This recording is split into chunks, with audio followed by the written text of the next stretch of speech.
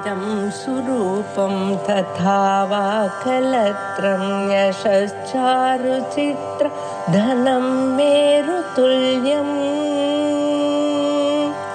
मनश्चेन लग्नं गुरोरङ्घ्रिपद्मे ततः किं ततः किं ततः किं ततः किम्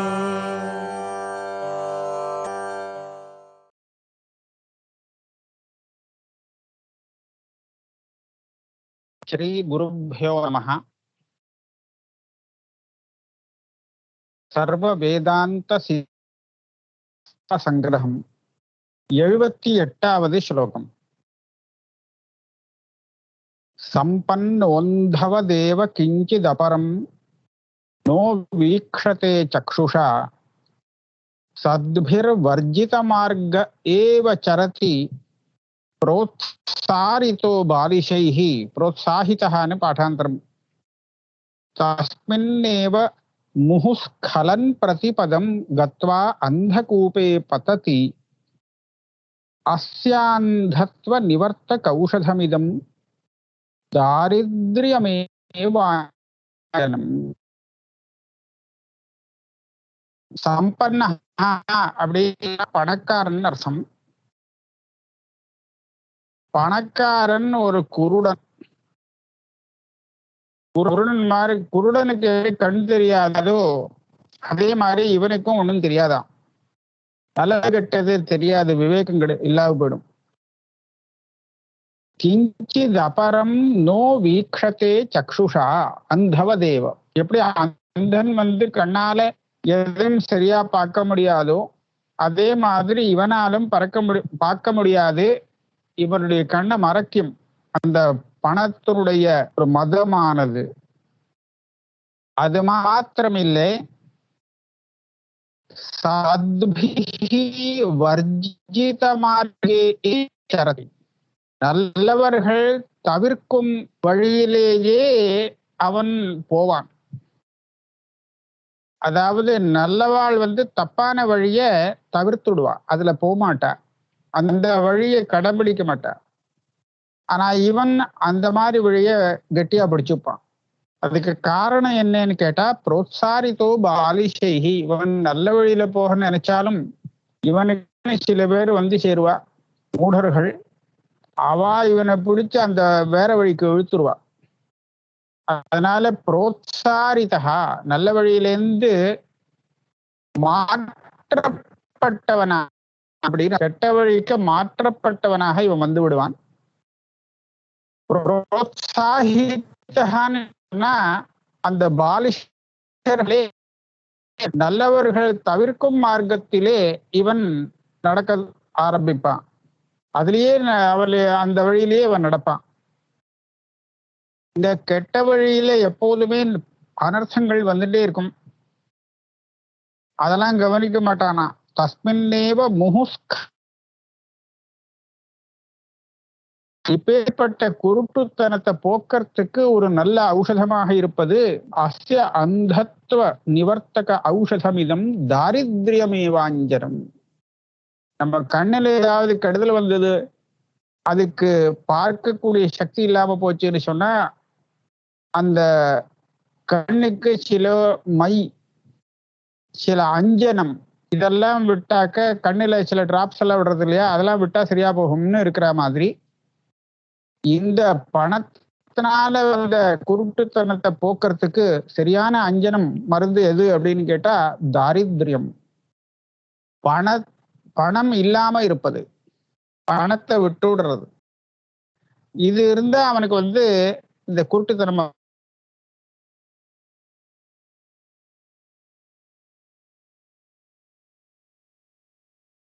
லோபா क्रोधश्च दम्भश्च मदो मत्सर एवच वर्धते वित्त संप्राप्त्या कथं तच्चित्तशोधनं वित्तं न धनं. वित्त संप्राप्त्या வித்தத்தை அடைவதனாலே, அதாவது அதிகமான தனம் பெறுவதாலே இதெல்லாம் வளருகிறது. எதெல்லாம்?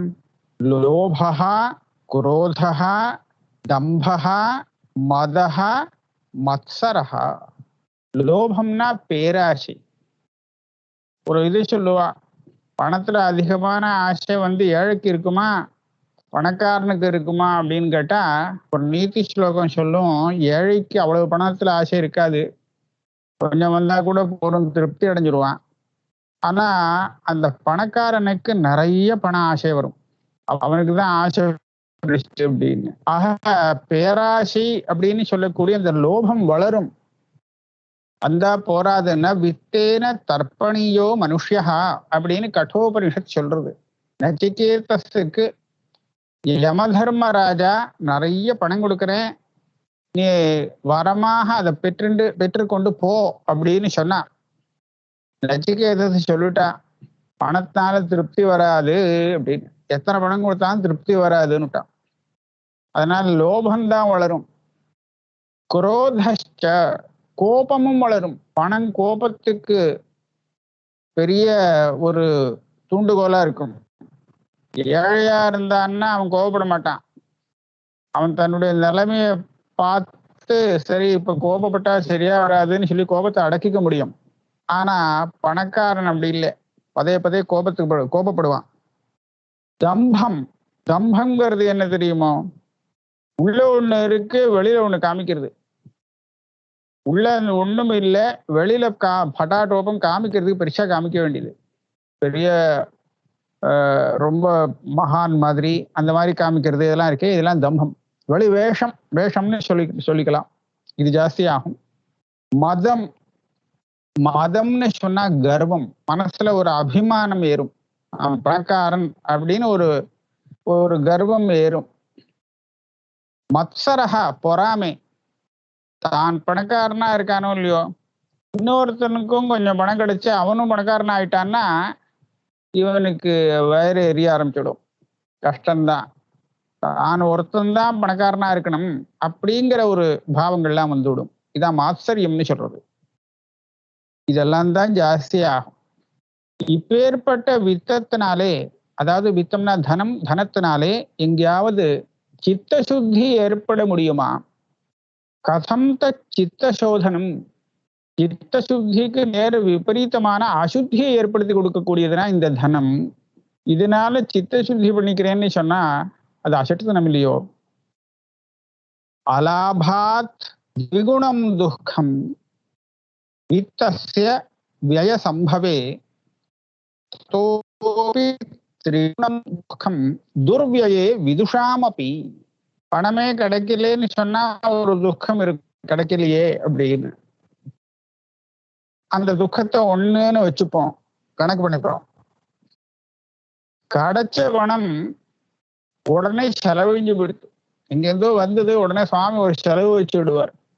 ஆஸ்பத்திரியில போய் எல்லாம் கொடுக்கணும்னு அந்த மாதிரி ஏதாவது ஒன்று பண்ணிடுவார். அப்படி பண்ணா இந்த வராம, ஆனா வராம இருந்த துக்கத்தை காட்டிலும் வந்துட்டு அது வியமாயிடுத்துன்னு சொன்னா ரெட்டபங்கு துக்கமாம்.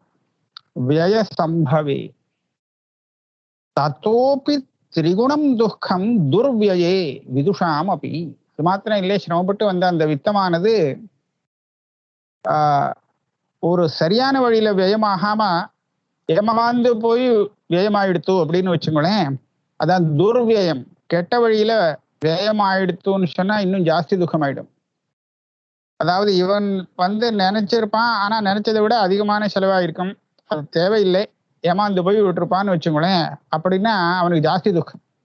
சரியான வழியில வியமாயிருந்தா அவ்வளவு துக்கம் இல்லை. ஆனா துர்வியம் ஆயிடுத்துன்னு சொன்னால் துக்கம் ஜாஸ்தி. அதனால தனம் எப்போதும் துக்கத்துக்கு ஹேத்து அப்படிங்கிறத முமுட்சுவாக இருக்கிறவன் தெரிந்து கொள்ள வேண்டும். அதான் அடுத்த ஸ்லோகத்தை சொல்றா, நித்யாஹிதேன வித்தேன பய சிந்தா அனபாயினா ஹித்த ஸ்வாஸ்தியம் குதோ ஜந்தோஹோ கிருஹஸ்தேன அஹினா யதா.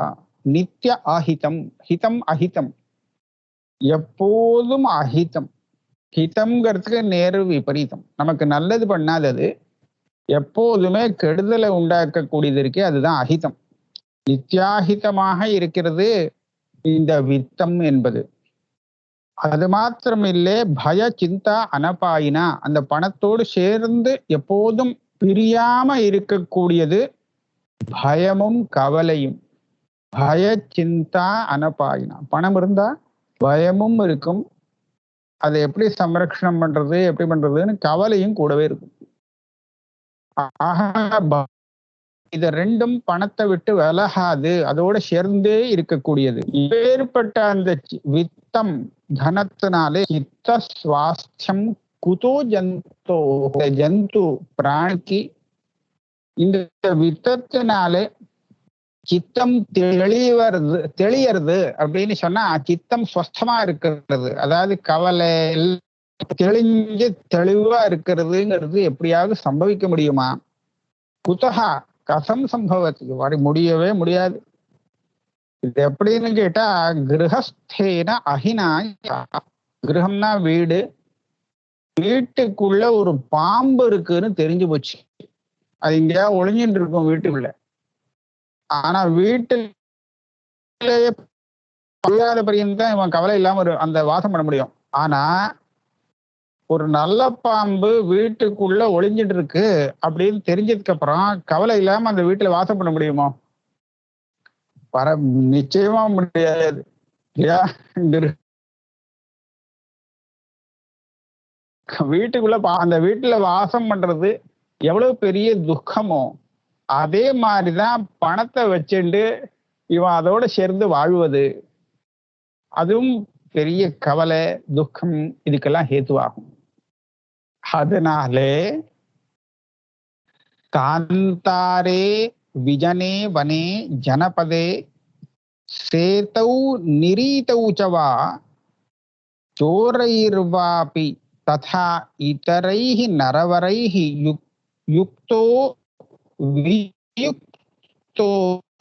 வசதயா சுகேன வசதி யமானோ ஜனைஹி விஷ்ணாத்யேவ தனி சதா குலமதிஹி பீதஷ்ச புத்ராதபி. தனம் இல்லாதவனுக்கு கவலையே இல்லை, ஸ்வஸ்தமா இருக்கலாம் அப்படிங்கிறத சொல்றார். எங்க போனாலும் கவலைப்பட வேண்டாமா. காந்தாரே, காந்தாரம் வர்த்தம துர்கமம், அதாவது ரொம்ப சிரமமான ஒரு வழி இல்லை, அதாவது மேடும் பள்ளமும் காடு முள்ளு அந்த மாதிரி இருக்கக்கூடிய ஒரு மார்க்கம். அப்பேற்பட்ட மார்க்கத்துல இவன் போயிட்டு இருக்கான்னு வச்சுப்போம். மார்க்கம்னு சொன்னா நிஜமான வழிதான், இந்த ஊர்ல அந்த ஊர்ல போகக்கூடிய வழி. அந்த மார்க்கத்துல போயிட்டு இருக்கும் போது இவன் கூட சகாயத்துக்கு யாரும் இல்லை, இவன் பணம் இல்லாதவன் அப்படின்னு சொன்னா ஸ்வஸ்தமா இருக்கலாம். ஆனா பணத்தோட இவன் போயிட்டு இருக்கான் அப்படின்னு சொன்னா ரொம்ப பயப்பட வேண்டியிருக்கும். அதனால காந்தம் இல்ல, ஒரு காடு வனத்திலேயோ அங்க போனாலே இவனுக்கு பயந்தான். கையில பணத்தை வச்சுட்டு இருந்தான்னு சொன்னா ஒத்துரும் இல்லையே அப்படின்னு அவங்க கவலை இல்லாம இருக்க முடியாது, அங்கேயும் அவனுக்கு பயந்தான். ஜனபதே, ஜனபதம்னா நகரம், நிறைய ஜனங்கள் வாசம் பண்ணக்கூடிய நகரத்திலோ, சேத்துனா அணைக்கட்டு அல்லது நம்ம இப்ப இந்த பாலம்னு சொல்றோமே அந்த பாலமாவது வச்சுக்கலாம். நிரீதவு, எந்த இடத்துல ஒரு துக்கமும் இல்லை, ஈத்தினா பாதம், எந்த துக்கமும் இல்லை, சௌக்கியமா இருக்கலாம். அப்பேற்பட்ட இடத்துக்கு போனால் கூட பணம் உள்ளவன் கவலைப்பட வேண்டியிருக்கும். நிரீத ஊச்சவா, இப்போ காந்தாரமோ அதாவது கடுமையான ஒரு மார்க்கம், சரியான நல்ல மார்க்கமா இல்லை, மேடும் பள்ளவுமா இருக்கக்கூடிய மார்க்கம், ஜனங்கள் நடமாடாத மார்க்கம், அல்லது காடு, அல்லது பெரிய ஜனங்கள் வாசம் பண்ணக்கூடிய நகரம், அல்லது சேது, இந்த பாதையுள்ள எதுவுமே இல்லாத இடமாகட்டும். கூட இருக்கிறவன் திருடனா இருந்தா கூட நமக்கு கவலையே இல்லையா, பணம் இல்லாதவனுக்கு. சோரைர் வாபி, கூட வழியோட வரக்கூடியவன் சோரனா இருந்தாலும் பரவாயில்லை, நல்லவர்களாக இருந்தாலும் பரவாயில்லை, நிஸ்வஹா யுக்தோ வியுக்தோபிவா, நல்லவர்களோடு அவன் சேர்ந்திருந்தாலும் சரி, நல்லவர்களை விட்டு பிரிஞ்சு வந்தாலும் நிஸ்வஹா ஸ்வஸ்ததையா சுகேன வசதி. கவலை இல்லாம பணம் இல்லாதவன் சௌக்கியமா வாசம் பண்ணிடுவான். ஆனா பணம் உள்ளவனால அது பண்ண முடியுமா?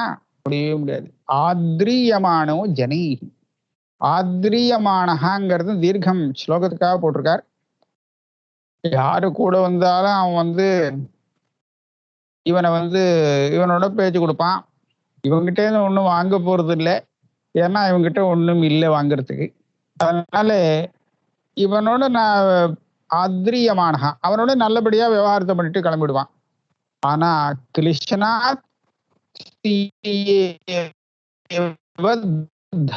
நல்லவனா தெரியாது.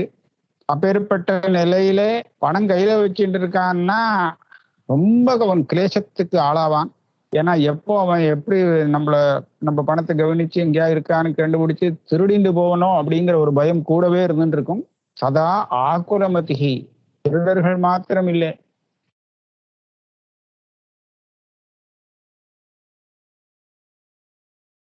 சதா ஆக்குலமதிகி பீதஷ்ச புத்திராதபி,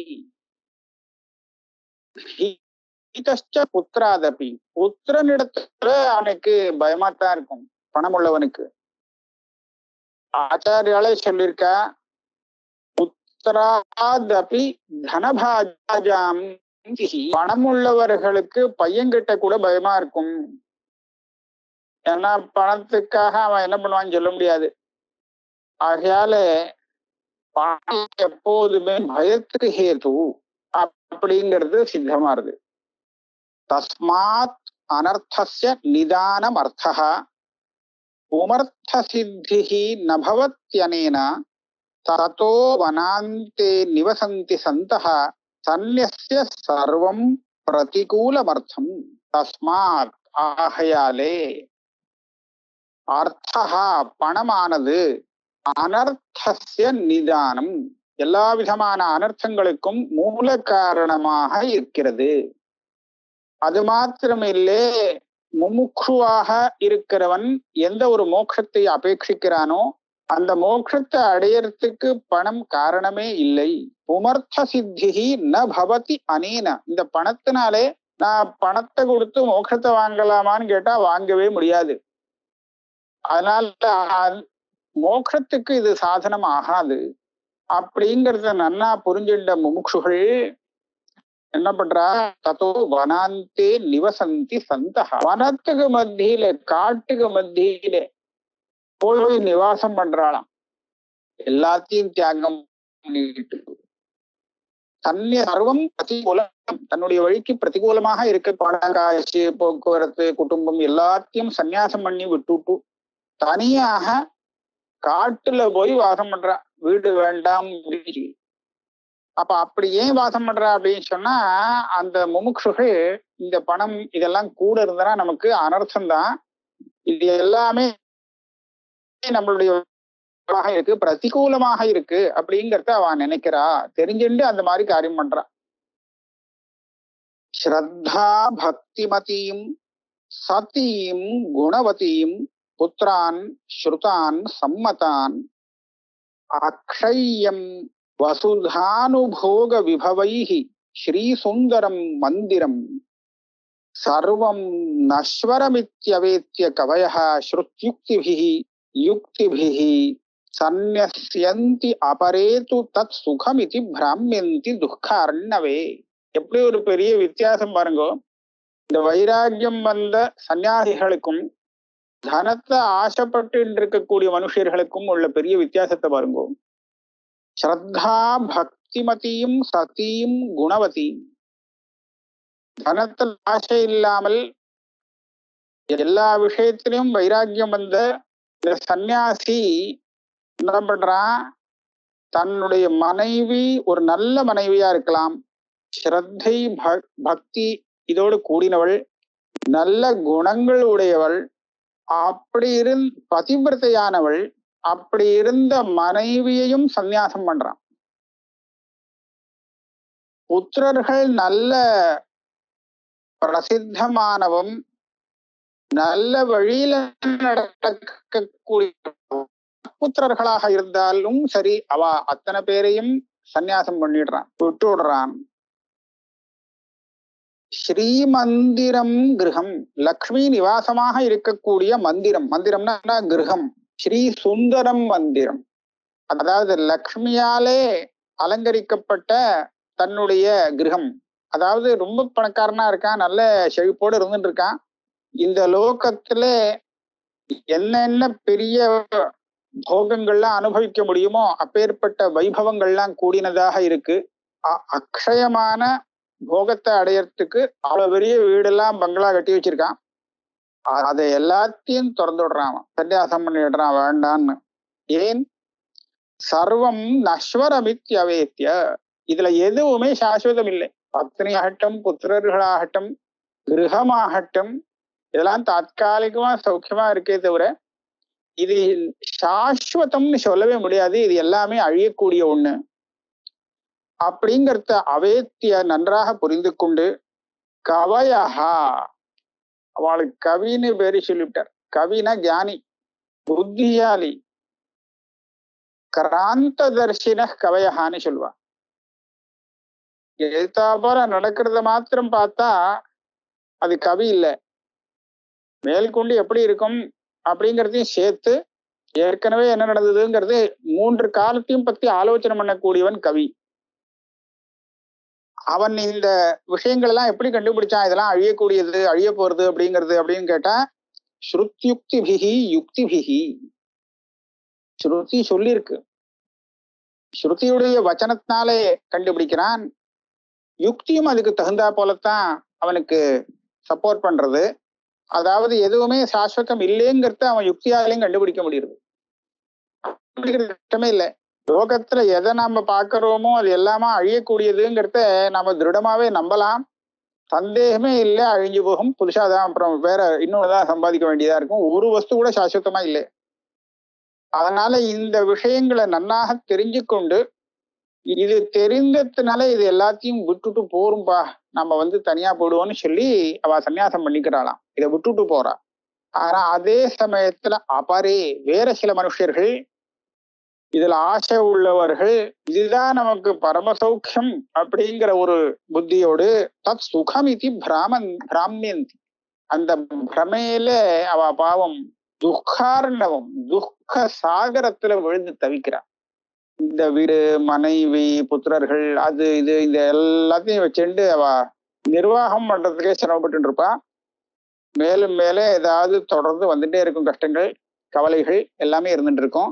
ஆஹா, அப்பேற்பட்ட ஒரு துக்க சாகரத்துல இவ இதுதான் சுகம் அப்படின்னு ஏமாந்து போய் அதுல போய் இவ இருந்துட்டு இருப்பா, அதுல போய் மூழ்கிட்டு இருப்பா.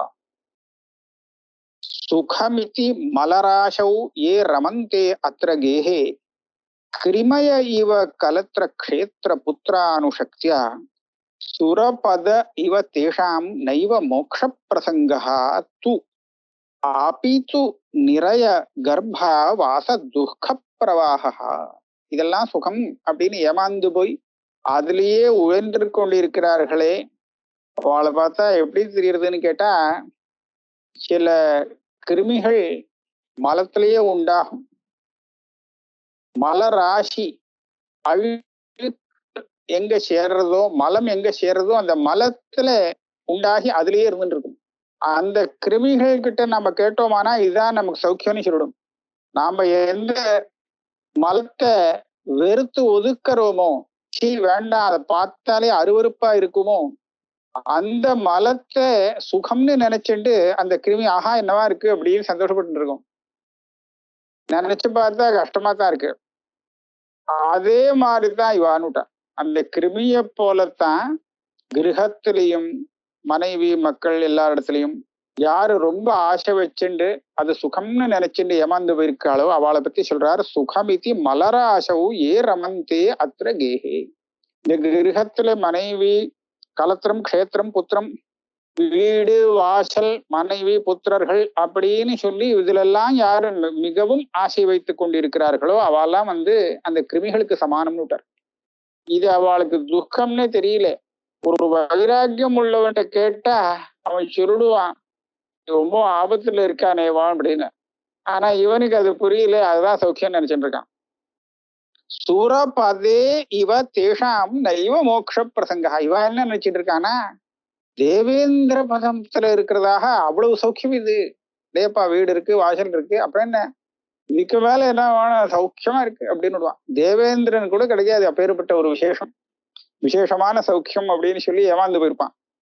இவாளுக்கெல்லாம் மோட்சத்துல அதிகாரமே இல்லை, இவாளுக்கு மோட்சத்துக்கு பிரசக்தியே இல்லைன்னு விட்டார். மோட்சத்தை பத்தி இவாளால நினைச்சு பார்க்க முடியாது. நைவ மோட்ச பிரசங்கஸ்து. மோட்சத்தை பத்தி சிந்திக்க வேண்டாம். ஆனா வேறு விபரீதம் நிச்சயமா வந்து சேருங்கிறார். அபித்து நிறைய கர்ப்பாவாச துக்க பிரவாகா. இவா இப்படி சௌக்கியத்தை அனுபவிக்கும் போது பல தப்புகள் செய்யறதுக்கு வாய்ப்பு இருக்கு. அந்த தப்புகள் பண்ணறதுனாலே ஏற்பட்ட பாபத்துக்கு பலனாக இவாளுக்கு வந்து நிறையா மோட்சம் இல்லை, நரக்கம் கிடைக்கும். அது மாத்திரம் இல்லை, இவா எந்த ஒரு காரியத்தை பண்ணியிருக்காளோ அதற்கு வந்து சேஷம் இருக்கும். சேஷம்னு சொன்னா சஞ்சிதம் வந்து பாக்கி இருக்கும் இல்லையா. பிரார்த்தம் முடிஞ்ச உடனே இந்த சரீரம் எப்போ விட்டு போறதோ அப்போ விட்டு போகிற காலத்துல பாக்கி உள்ள கர்மா இருக்கே, இதுதான் அவனுக்கு அடுத்த ஜென்மா ஏற்படுறதுக்கு காரணமாகிறது. ஆக மறுபடியும் அவன் வந்து அம்மா வயத்துல கர்ப்பத்துல வாசம் பண்றதுக்கு காரணமாயிடுறது. அதனால மறுபடியும் கர்ப்பாவாசம் வரும். கர்ப்பத்துல இருக்கும்போது துக்கம் ஏற்கனவே சொல்லிட்டார், பிறந்ததுக்கு அப்புறமும் துக்கமே தான். வரிசையா துக்க பிரவாகா, தொடர்ந்து துக்கம் வந்துட்டே இருக்கும், நிக்காம. அது முடிஞ்சு போச்சு, இனிமே ஒண்ணும் இல்லை, இனிமே துக்கமே இல்லை அப்படின்னு சொல்றதுக்கு இல்லை. கிரமமா அது ஒண்ணு போச்சுன்னா இன்னொன்னு வந்துட்டே இருக்கும். ஏஷாம் ஆஷா நிராசா ஸ்யாத் தாராபத்ய தனாதிஷு தேஷாம் சித்தியதி நான்யேஷாம் மோக்ஷாசாபிமுகி கதிஹி. அதனாலே இந்த வீடு வாசல் மனைவி மக்கள் இதுல ஆசை உள்ளவர்களுக்கு மோட்சம் எந்த பக்கம் இருக்கு அப்படிங்கிறது அவளுக்கு தெரியவே தெரியாது. அதை பத்தி அவளால் சிந்திக்க முடியாது. யாருக்கு இந்த ஆசைகள் இல்லையோ ஏஷாம் ஆஷா நிராசா ஸ்யாத், அபாவம் ஆயிடும். அதாவது ஆசையே இல்லை. இதுல தார அபத்திய தனாதிஷு, மனைவி மக்கள் பணம் காசு வீடு எல்லாத்துலயும் இவாளுக்கு ஆசை இல்லை அப்படின்னு ஆகும்போது தேஷாம் சித்தியதி, அவளுக்கு தான் இது சித்திக்குமா. என்ன? மோக்ஷ ஆஷா. ஆஷானா இங்க திக்கு. மோக்ஷம் இருக்கும் அந்த திசையிலே இவா திரும்புவா, அதை நோக்கி அவ போவா. ஆக இதுல ஆசை உள்ளவன் சம்சாரியாதான் இருந்துட்டாகனா மோட்சத்தை திரும்பி பார்க்க முடியாது.